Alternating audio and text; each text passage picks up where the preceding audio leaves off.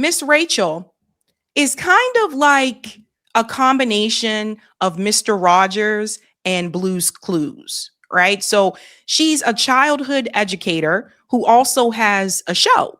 And her show is Miss Rachel. And so she teaches kids, different things like how to sing, how to read, and she uses music a lot. She sings all these different things. Probably one of the nicest people that you'll ever meet. Well, Miss Rachel has been the new target for this organization called Stop Anti-Semitism. And it has gotten so bad, ladies and gentlemen, that Miss Rachel now has to get security. This is insane. I want us all to get fired up for Miss Rachel. Let's go ahead and start here. Shout out to Mail Slayer. Never forget this. Stop Anti-Semitism targeted Miss Rachel after she spoke out against violence towards Palestinian children. This isn't the first time they've targeted her. This is the same organization that publicly shared a letter addressed to the Attorney General calling for a federal investigation into her. And Miss Rachel, this is her here with the Muppets from Sesame Street. Yeah, that's Miss Rachel. Very nice, very friendly. And she has made this list, this nomination here for Anti-Semite of the Year. And the top 10 finalists are Tucker Carlson, Miss Rachel, Guy Christensen, who a very prominent voice in the pro-Palestine movement, Marsha Cross, Bryce Mitchell, Cynthia Nixon, Cenk Uygur, Anna Kasparian, Stu Peters, and Kala Walsh, who's also a pro-Palestine activist. So you guys look at this list of people and tell me if you think any of them are actually anti-Semitic, because I know that they're not. But this is where we're at now, ladies and gentlemen. This is where we're at. And the problem with this organization in particular is that they're on a mission. They're on a mission to ruin people's lives. That's why they have these lists. So Miss Rachel, one of the reasons why she was targeted is because she brought this little girl onto her show. Her name is Raha. Miss Rachel has been declared Anti-Semite of the Year because she dared to humanize a Palestinian child that was dismembered by Israel. I want to show you here. Let's go back to sleep, Rahaf. We're so tired. Let's go back to sleep, Rahaf. We're so tired. See the bunny sleeping till it's nearly noon. And I won't play the music for the whole time because, guys know how copyright works. But that's Miss Rachel there. And the young girl that she has with her is an amputee. She was injured in the Israel slaughter against the Palestinian people. That's why she's an amputee. And it's really sad when you think about it, because the reality is people are mad at Miss Rachel because she brought a Palestinian child onto her show. This is where we're at now, folks. This is where we're at, that you can't show any type of sympathy for the Palestinian people. It's disgusting, absolutely disgusting. So Miss Rachel is one of those people that, again, she cares deeply about children, child educator. And Miss Rachel has gone on record multiple times to say, I care about all children. And apparently for the Zionists, that was a problem. That was too much because she cares about all children. So they're after her. I want to show you this here. She issued a statement here on Instagram. Lauren says, Miss Rachel, who was accused of being an anti-Semite simply because she raised money for burned and amputee children in Gaza, puts out a statement at Stop Anti-Semites for what they have done. Miss Rachel is now receiving death threats. They are trying to get her killed, all because she embarrassed Israel by showing love and care to Gazan and Syrian babies who had survived Israel's atrocities. Stop Anti-Semites is a vile group and needs to be held accountable for this. So this is what Miss Rachel said, and on Instagram, she's Miss Rachel for Littles. Stop Anti-Semitism Now group should not be able to try to ruin people's lives, cause them to receive threats, and need security. Try to get all business partners to drop them, accuse them of a serious crime being paid by Hamas, and get news to cover it with no evidence. I have 2 kids who shouldn't have to deal with the consequences of this. Remembering my son accidentally overhearing us talking about my safety and then him crying, wanting to hold my hand all night, scared something would happen to me. This has taken such a toll on me and my family, and all I've wanted was to help kids. So this is what this organization is doing to people like Miss Rachel. Miss Rachel is a mother. She's an educator, all because she wanted to help children that are Palestinian. This is how vile Zionism has become. And now they're trying to convince you otherwise. They're still trying to convince people that you should only have sympathy for Israel and you should not have any sympathy for the Palestinians at all. And more so, they're going even further to basically say to people that you should support their genocide. You should support what they're doing. This is where we are now, ladies and gents. So now you see Miss Rachel was now at the point where she had to hire security. Shout out to Mint Press News. Miss Rachel hires security amid escalation of Zionist threats. All this woman wanted to do was make kids happy. That's it. Again, like if you haven't seen her show before, she kind of reminds me of a mix of Mr. Rogers' Neighborhood, which I kind of grew up with as a kid, and Blue's Clues, which I wasn't a kid when Blue's Clues came out, but sometimes I used to watch Blue's Clues. Shh, don't tell nobody. Hey, Blue and Steve were cool. They were cool. We are looking for Blue's Clues. What we got today? What's going on, Blue? Anyhow, it's a mixture of that. And it's gotten to the point now where she needs to have security. By the way, that's an extra expense. An extra expense. And security is not cheap. 4 months ago, Miss Rachel was on CNN. I want you to hear what she said then. And these little ones, this little girl, Maha, who's lost her entire family, another little boy, Adam, who lost his entire family. These aren't numbers. These are little ones who are so sweet. I have videos of both of them. They're just like the sweetest kids. And I think that the numbers are so vast and we think, oh, that's a number, that's a number. It's like, look at my Instagram, look at Rahaf's joy, look at her sweet innocence. She's just a delight. That little girl is incredible. And she's doing really well now because she is here and she is getting medical care and she's using prosthetics. But then you also see her and say she shouldn't have lost her legs and her mom shouldn't be video chatting her sons that are away from her in Gaza and they can't eat on FaceTime anymore because her sons are hungry. Like, we have to put ourselves in the shoes of so her mom is a teacher like me. So I put myself in her shoes and I imagine FaceTiming my husband with my sons in Gaza and then having my daughter here without legs. Like, I put myself in the situation of an Israeli person watching those videos that came out and it's just excruciating. So I feel for everyone and I know who I am. And I think the backlash, it's painful, but then you have to be like, I know who I am and I know what's right. And I will say, Christiane, that there's I think there's a little bit of a narrative that there's so much backlash and there was before, but I realized, you think you're on the internet and you're getting a lot of backlash and then you walk out on the street and people come up to you in tears and say, thank you so much for talking about Gaza. It's so heartbreaking. People who don't have a connection to it. I was shopping for Rahaf in the toy store and a woman came up to me in tears and was just hugging me and saying that, and people from all walks of life and different states just coming up and saying, thank you.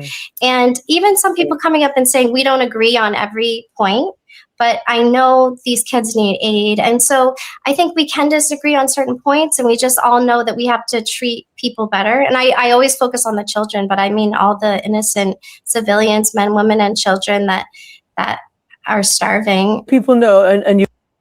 So that was Miss Rachel's statement there to Christiana Amanpour.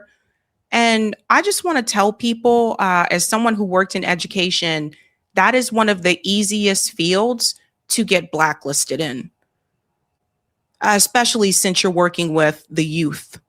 That's one of the easiest ones. Because if they can somehow say what you're saying or what you're doing is a danger to the students, to the children, you can easily get blacklisted. So Miss Rachel isn't just someone that had like a YouTube channel called Miss Rachel. She's also an educator. And this is someone I can tell, again, having worked in education for a long time, this is someone who really, really cares about children. And it takes a certain amount of energy and strength to work in education. It's not a profitable field. You know, educators aren't paid a lot, especially those that are in that pre-K area. They're not paid a lot. So for me, having worked in education, this was heartbreaking to me that they are trying to ruin this woman's career, her life, to the point where she has to hire security. She has to worry about her kids, her children. How is this even allowed? How is it allowed? So we have to get fired up for Miss Rachel, because I don't know what employment opportunities will be open to her, but I could imagine right now it's probably a difficult time for her. And what they'll try to do, and we've seen this before with the Zionist energy, what they will try to do in so many ways, they are going to try to find a way to bankrupt you. Because if they can prove that you shouldn't be hired because they're throwing that label on you, if they can prove you shouldn't be hired, if they can prove that you shouldn't be around children, they're trying to bankrupt you, trying to make her life a living hell. She went on to say, wanting kids to live isn't anti-Semitic. I mean, just look at this. Miss Rachel is an anti-Semite because she thinks Palestinian kids have the right to live. Apparently, that's where the line is now. You see this? This is the organization, Stop Anti-Semitism. And it's not real anti-Semitism, obviously, but they put this label on people to make their lives a living hell. And that brings me to this. Everybody needs to see what is happening here. Shout out to Chris Minahan. World Jewish Congress President Ron Lauder calls for massive spending in lawfare to suppress anti-Semitism. We must spend as much as it takes to turn social media around. This is where we're at now, folks.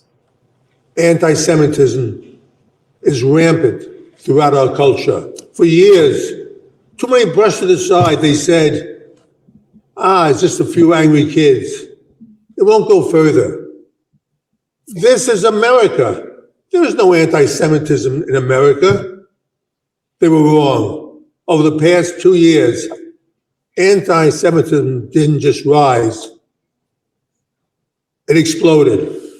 We must spend as much as it takes to turn social media around with the truth, not lies. Remember, social media is a battleground for the next generation, just as education is. And it's not just colleges and universities. Today, our enemies have pushed their indoctrination against Jews and Western civilization all the way down from kindergarten through 12th grade. Textbooks have been changed by radicals. Our history has been distorted. Many young people have been brainwashed to hate Israel and the United States. They were raised with this over the past 20 years. So here's the thing. He mentioned the textbooks, right? The textbooks don't favor the Palestinian people. But what he could be telling you is that they may want to change that too. They may want to change the textbooks so that the Palestinian people are mentioned, but in a negative way. And that'll be taught in all the schools to all the kids. And that is why I say to the parents, it is on you to educate your kids and to tell them the truth. Just like it was on my parents and my grandparents to tell me the truth, a lot of the things that were not included in our history textbooks, it is really going to be on all of us to educate them. They want to get a hold of social media. They want to stop people like Miss Rachel. This is absolutely insane. We are looking at a different type of occupation, right? Now, there isn't a big fence that's around the entire North America, and Israel isn't bombing us, but they're using other means. They're trying to get a hold of social media. You heard it right there. He wants to spend as much money as possible. They're trying to censor people, silence people like Miss Rachel. They're hiring people like Barry Weiss to take over the presidency, at CBS News to become editor-in-chief, because that way they can control the narrative in the news market. I mean, doesn't this sound insane to you? So these things are also freedoms, guys. And that's what I want you to know. We're going to get fired up for Miss Rachel, because the thing is that freedom isn't just freedom of press, freedom of religion, freedom of expression.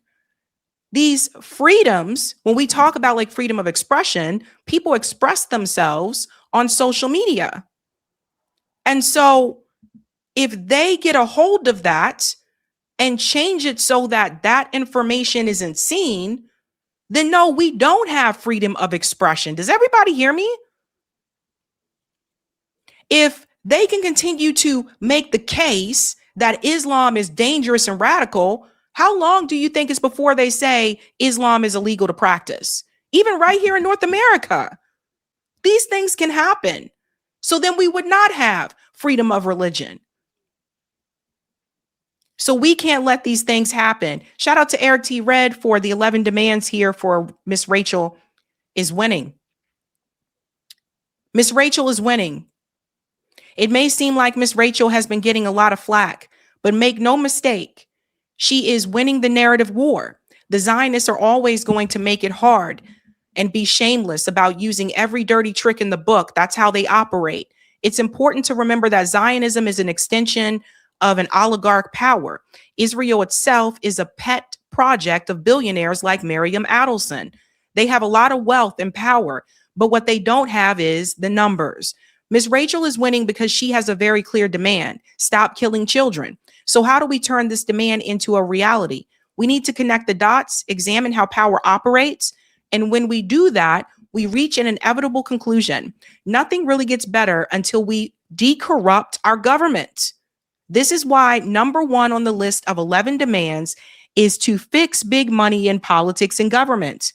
We can win ourselves a better world, but it only happens if millions of people get organized behind a clear set of demands and relentlessly call out the corruption. It's up to us to be the spark to make that happen. See 11demands.org for the plan. Eric, if you can share that with people in the chat. That's the thing, guys. A lot of these issues that we talk about on this show all lead back to money and corruption. And so it's the big money that we have to get out. This is why, I'm not favorable of reforming the Democratic Party, because as long as the big money's in there, you're still going to have these problems, right? So let's get fired up for Miss Rachel. And if you know Miss Rachel, please reach out to her and give her a virtual hug. If you're not near her, just say, I'm sending you a virtual hug. Everybody go over to Miss Rachel's Instagram account and send her something positive. Send her positive comments like, we appreciate you, we support you. Those things can really matter at a time like this when you're worried about your safety. Hey guys, this was a Sabby clip. If you like what you saw, hit that like button and subscribe.